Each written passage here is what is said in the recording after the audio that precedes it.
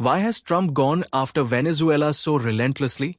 A story of oil, power, and broken dreams.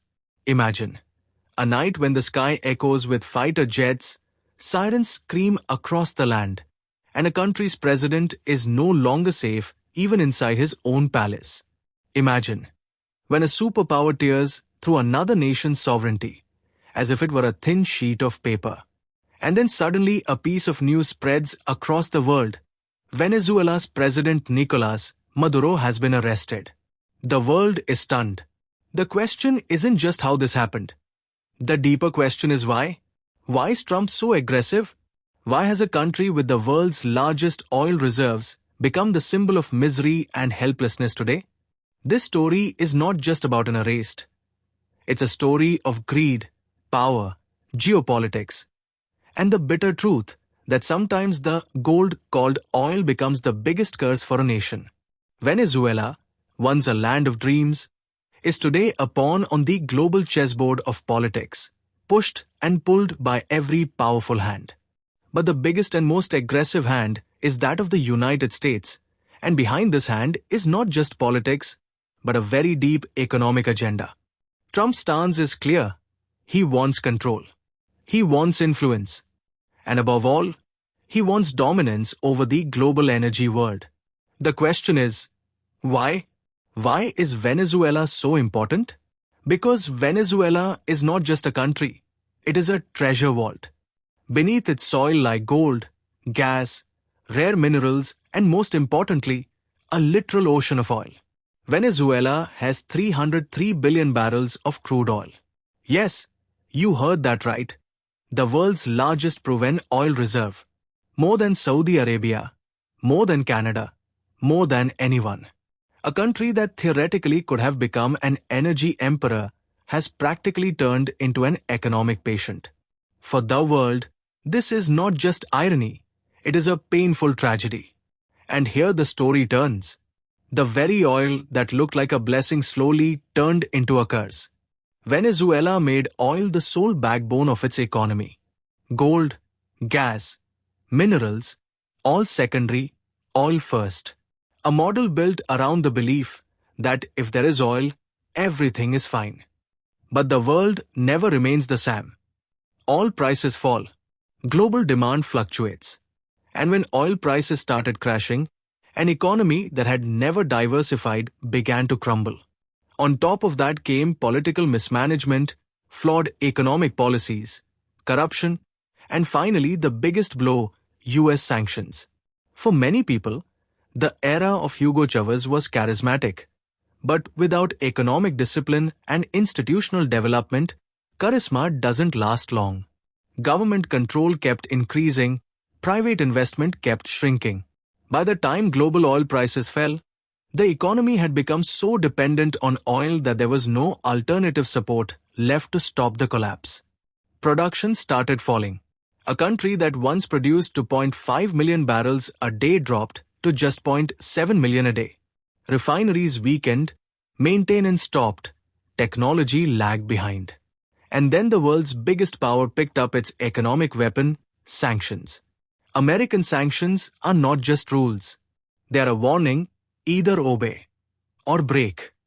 And that is exactly what happened with Venezuela. All exports were reduced to half. Revenue fell sharply. Government borrowing increased. GDP per capita crashed. People's purchasing power was destroyed. Hyperinflation swallowed the markets. A country that once dreamed of prosperity now saw people struggling even for basic food. Hospitals empty, shelves empty. Economy empty. And was then all of this? Hope empty. Yet despite everything, one question still stands. Why is America so aggressive? Why is Trump so hyper? Is this really a fight for democracy, human rights, and law? Or is the real battle something else? The answer is clear. This game is about resources and power. Venezuela is not just a pawn in this game. It is a potential king. Because in a world where oil is energy, oil is also power. And in a world where energy is controlled, narrative, markets, and politics all come under control. Venezuela doesn't just have oil, It has gold too. It has rare minerals. It has massive natural gas reserves. Meaning for the technologies, defense systems, fuel, and industries of the future, Venezuela is a walking jackpot. And when such a jackpot lies in the hands of a weak economy, it becomes easier to snatch. This is the biggest reason behind Trump's aggression. What if this treasure falls into the hands of another global bloc? What if Russia, China, or some other power builds influence there? America does not want to take that risk. But the irony is that despite having so much, Venezuela still fell behind in production, exports, and global influence. Because resources do not give you real strength, institutions do. Governance does. Stability does. And Venezuela lost all of these one by one. GDP per capita fell from $20,000 to around $5,000. Government debt became double the GDP, the highest debt burden in OPEC. Exports fell, income collapsed, and the country's international image shattered. This collapsing economy gave birth to political instability. Opposition movements grew stronger. Questions were raised against the government. And then exactly what powerful nations in this world always wait for happened: a moment of weakness. And in that very moment, a superpower strikes. That's what we saw in Venezuela's case: military pressure, psychological operations, diplomacy, and then the arrest. The official reason was security, crime, drugs, injustice. But the unofficial narrative was very different: energy control, regional dominance, and a global message. Whoever stands in our way, we will walk right over them. People were divided too. Some said this was American imperialism.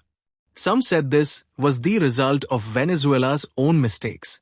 Some said, all is not a blessing, it is a curse. And unfortunately, this is true in many cases. The resource curse has been seen in many countries, where oil brings money, but institutions do not strengthen. Public services do not improve. And when a crisis comes, the entire structure collapses. Today, Venezuela's question is not just why did this happen, but also what now? Will this arrest bring stability or create more chaos? Can its resources still become a blessing, or have they permanently turned into a curse? Will a new government diversify the economy? Will the economy ever rise again? Or will Venezuela remain just an example of how even with the world's largest oil reserves, you can still be poor, weak, and a target? On the other side, America is also sending a global signal. Oil is not just energy, it is strategy. And we must control that strategy. This is not just a chapter about Venezuela. It is part of a much bigger global political book. The 𝐮𝐸𝐴𝐵 book filled with chapters about the dollar system, petrodollar, Saudi influence, energy corridors, sanctions, and the hidden interests of superpowers. Venezuela is simply the newest page. But the story is very old. But the biggest twist in this story is, will America really win? Because arresting a leader, changing a government, or applying military pressure is not victory. Real victory is when stability returns, the economy revives, and the people are happy. If that doesn't happen, then this will remain just another geopolitical intervention. Short-term success, long-term uncertainty. And perhaps the biggest question of all, will resources remain a blessing in the future?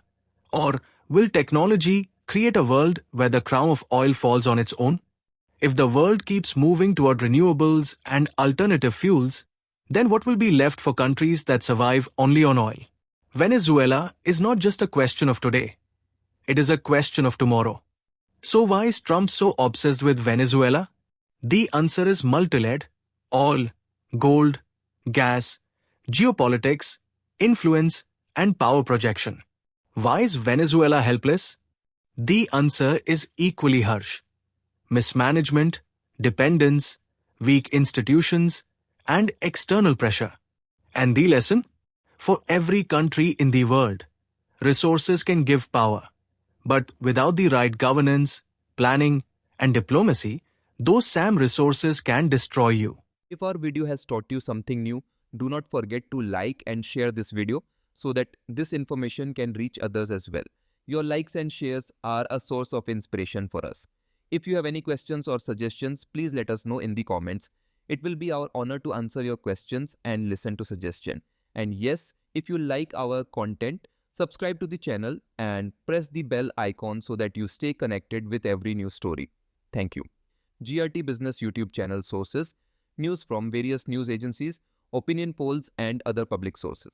We try to ensure that every report and summary is accurate and verified, but we are not responsible for any dispute or error. Our aim is only to provide you with accurate information.